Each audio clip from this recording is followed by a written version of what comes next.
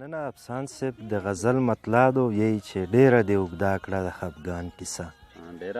ډیره دې اوږده کړه د خفګان کیسه چاته به کومه د ارمان کیسه پس له انتظاره چې ته رانغلې پس له انتظاره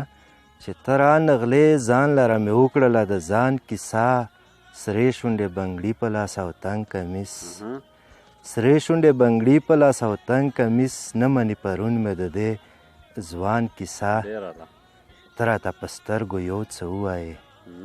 ته راته په سترګو یو څه ووایې جوړه شي په ژبو ترې بل شان کیسه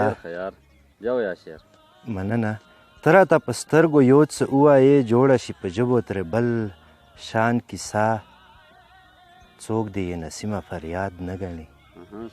څوک دې یې نسیمه فریاد نه ګڼي درد ته مې کومه